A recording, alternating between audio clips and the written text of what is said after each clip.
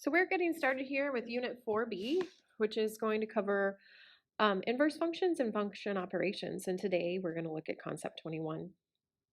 This is a nice quick little unit, just these two concepts, and you should have it done by the end of next week. All right, so function notation is just a descriptive way to write an equation that shows a record of input and output.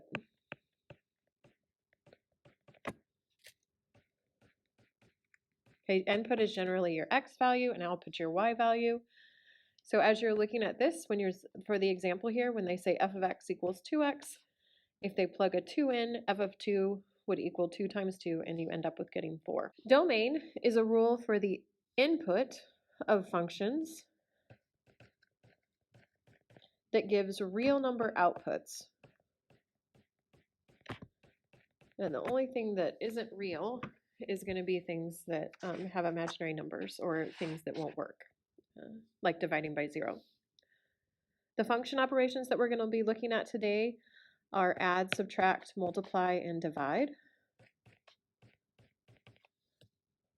And lastly, function composition is placing the output of one function. So you're going to do a full thing, get an output, and take that output, and it becomes the input of the next function. So quick refresher here for Algebra 1 is just what learning function notation. Okay, function notation, it says f of x equals 3x. And so we're going to find f of 8, which means the 8 is going in for the x. So we end up with 3 times 8 minus 5, which is 24 minus 5, which tells us that f of 8 is equal to 19. Same thing over here. We're looking at, we've got our x is going to go in there. So if we do f of negative 2, it's going to be negative 3 times negative 2 squared plus 2. Only the negative 2's being squared, so you have negative 3 times 4 plus 2, which is negative 12 plus 2, which tells us that f of negative 2 is equal to negative 10. All right, domains of functions. Remember that we said domains of functions up here, we said it had to be an input that gave real number outputs. Okay, so when you're talking about the different types of functions, let's go across and name those first. In our first column, that is a linear function. It would graph a line if you graphed it. Number 2, it has that power of 2 right there, so that is a quadratic function. Okay, and thirdly, over here, we have a fraction with a variable in the denominator. The variable in the denominator is key to this, and that makes it a rational function. Not just any fraction in an equation, but the variable has to be on the bottom. Okay, when it comes to domain, back to our first column with linear, domain, there's no number that we can't plug in for x here, multiply by 3 and subtract 5 and not get a real number out. You can plug in 0, you can plug in decimals, you can plug in fractions, you can plug in positives, you can plug in negatives, you can plug in anything you want and you're still going to get a real number output. Same with quadratics. You can plug in anything you want, square it, multiply by 3 and add by 2, and you're still going to end up with a real number. Okay, but on our last column over here, we have our denominator cannot equal 0. Okay, so you're going to find your domain, you're going to take your denominator that has the variable in it, and you're going to say that cannot be 0, and you're going to solve for the x value. So to solve for the x value, we'd subtract 3 over, and we end up with finding that x cannot equal negative 3. That tells us, and we could leave our domain like that, x not negative 3, meaning it can be anything but that. Or you could write it as all real numbers, not negative 3. I would take either of those statements as your domain there. Moving down, if we're talking about operations of functions, it's pretty straightforward. You're going to add them, subtract them, multiply, and divide. With add and subtract, you're going to add and subtract appropriately and just combine your like terms. Okay, so f plus g of x, okay, is the same as f of x plus g of x. It's the same thing. It doesn't matter if they put the variables, the f and the g together, then of x, or if they do it separately. I honestly prefer to write it like this so you can see that it's just f of x plus g of x. Okay, so if we're adding the two, here's our f of x plus g of x. So we're just going to add f of x and g of x. So if you're adding those, you're just going to combine like terms, and that's how they get 6x plus 2. Likewise with the subtraction, the trick with the subtraction is you have to make sure that you're subtracting the whole second piece. So you need to distribute the negative in, and so that would become 5x minus 2, which would turn into 4x minus 2. With multiplication, same thing. We have our 5x out front, times our x minus 2, and they're just distributing. And when you distribute, 5x times x gives you the 5x squared, and 5x times 2 gives you the 10x. Lastly, when they do f over g of x, f of x is on top, and your g of x is on the bottom. Okay, the only thing you have to pay attention here is there is a restriction on your domain because you do have a variable on the bottom. So we would state that x plus 2 cannot equal 0, and we get that x cannot equal negative 2. There was no restriction on any of the other problems except that last one.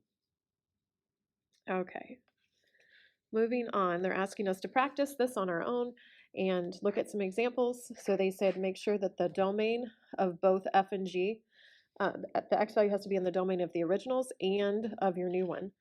Okay, so if we look at the original, okay, the domain of f of x is all real numbers because that's a linear equation. And the domain of g of x over here is also all real numbers because that's a quadratic. There's no variable with an x in the denominator, so we're all real numbers at this point. So they're just asking us to add the two. So we're going to take our f of x statement, which is 3x plus minus 2, and we're going to add our negative 4x squared. Okay. To simplify that and put it in standard form, it would look like negative 4x squared plus 3x minus 2.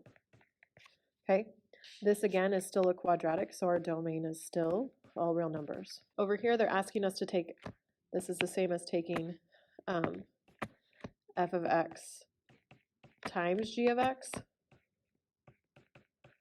which in this case, f of x is a binomial, 3x minus 2 times our g of x, which is negative 4x squared, and we're just going to distribute negative 4x squared times 3x gives us negative 12x cubed, and then negative 4x squared times negative 2 gives us a positive 8x squared.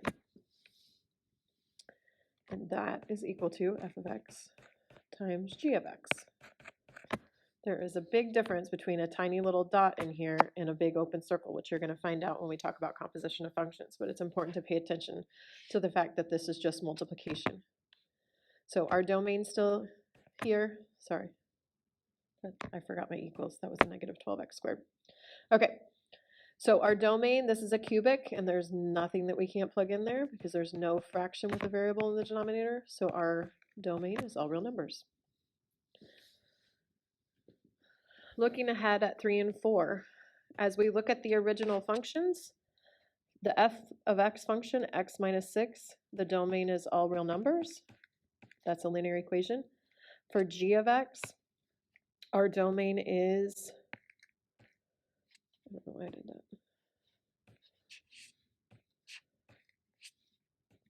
For g of x, our domain is x cannot equal 0. We have a fraction, we have a variable in the denominator, and 0 makes that denominator 0.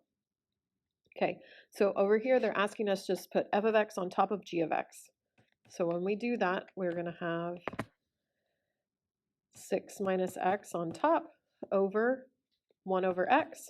And if you remember back to like 7th, 8th grade, I know it's a while ago, that's the same as writing it 6 minus x divided by 1 over x. And if you remember back, you learned a method when you were dividing by a fraction where they said keep, change, flip. So we're going to keep our first term, 6 minus x, and then we're changing our division to multiplication, and our reciprocal of 1 over x is just x. And then you would distribute that in.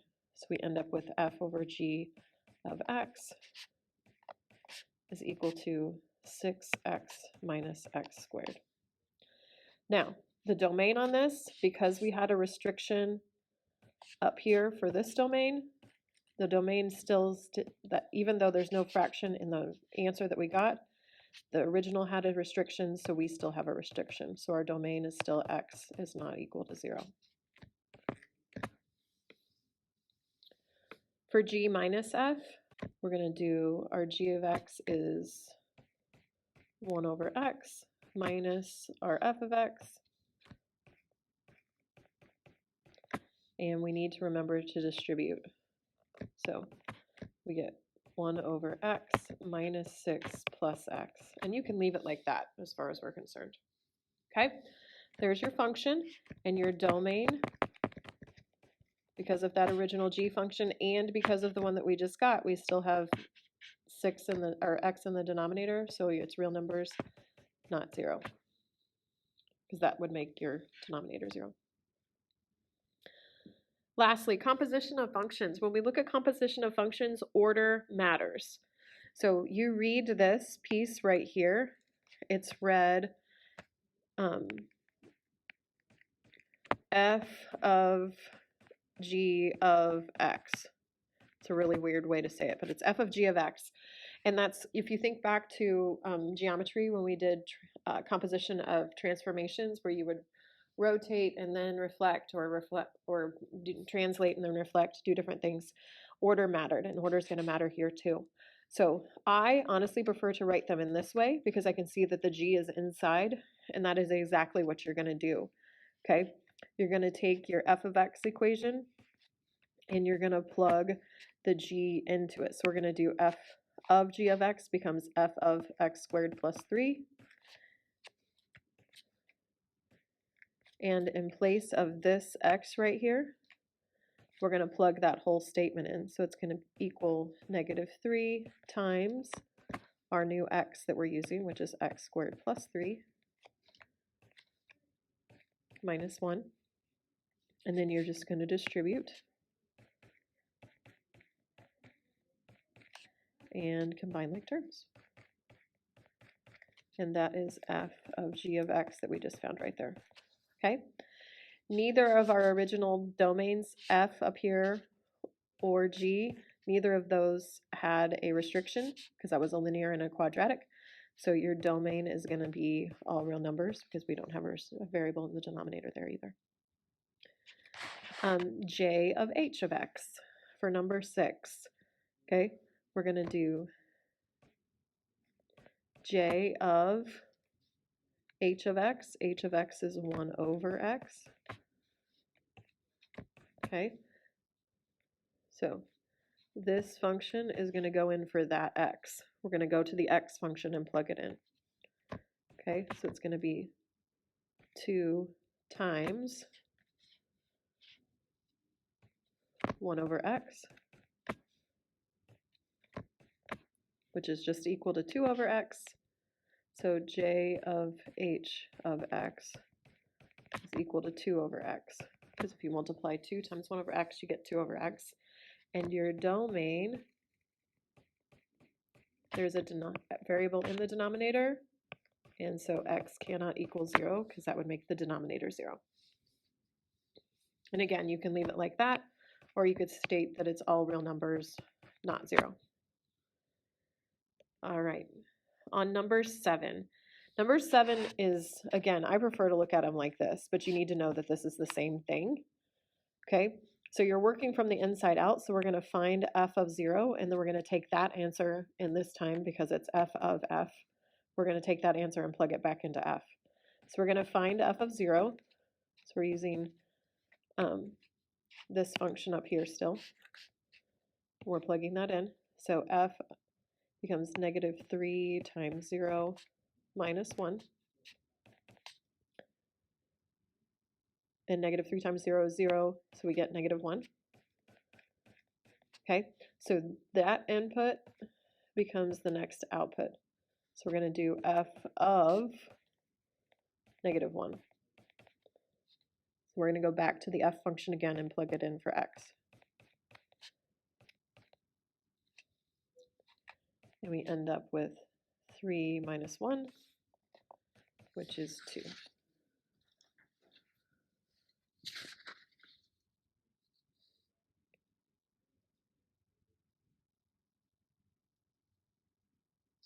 Okay.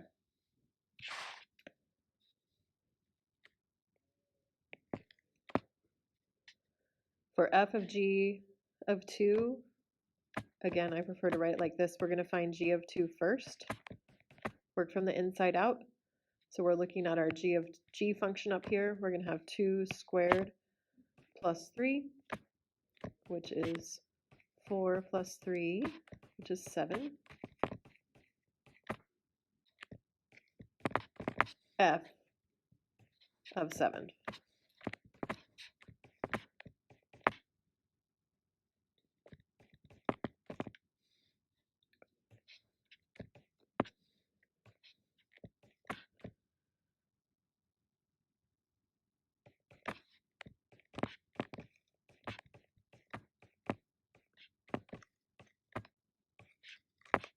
So f of g of 2 is equal to negative 22. It's double substitution. Find g of 2, and that answer goes into f. Okay, at this point, I'd like you to pause the video and attempt these problems on your own before watching me do them. I want you to do them, and then you can fast forward through these and check to make sure your answers are correct. All right, so we are checking the domains of each. Our domain, both of these are linear, so they're both all real numbers. Okay, but when we do g over f,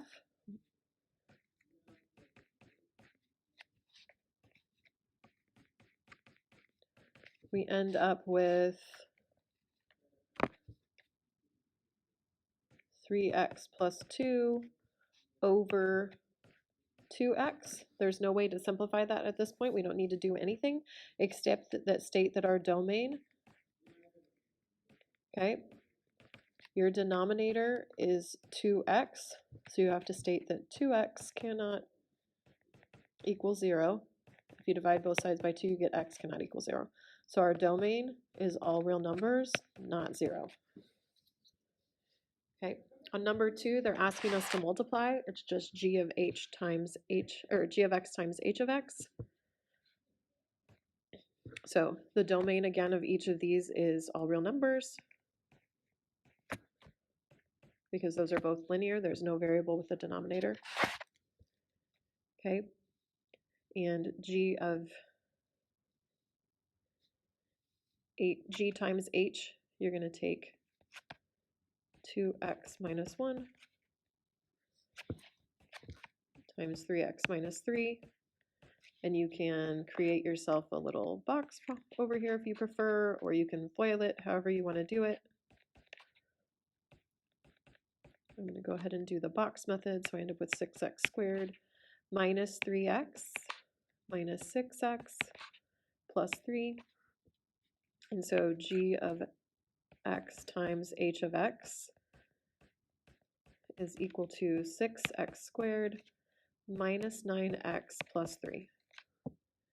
Domain of each of the originals was all real numbers, and the domain of our new function is still all real numbers because there is no variable in the denominator. There's no fraction. And lastly, down here, we have g composite h of x. So they're asking to find g of h of x. And so we're going to do g of x minus 1, because that's what x is, h of x is. And that's going to give us 2 times all of that.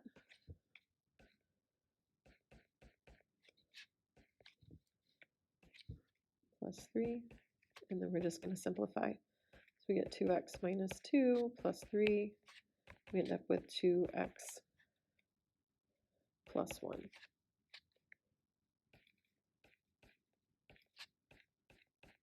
And that's what G composite H of x is equal to. Again, our domain is all real numbers because there is no fraction, so we don't have to worry about anything. On 4, we're doing G of f of 2, which is double substitution. We're going to find this piece first, and we're going to take that answer and plug it in to G. So we're going to find f of 2. 2 times 2 squared plus 5 equals 2 times 4 plus 5. So 8 plus 5 is 13. So now we're going to take, that is f of 2. So now we're going to find G of this. Okay.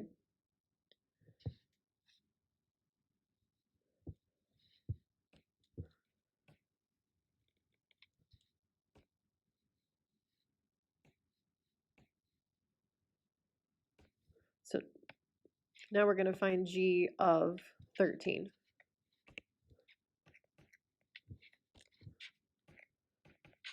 Which means 3 times 13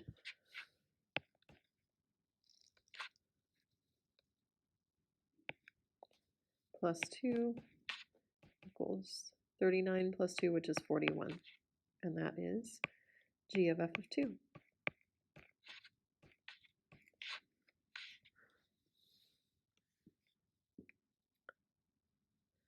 At this point, you need to head up and do your teacher talk with a teacher.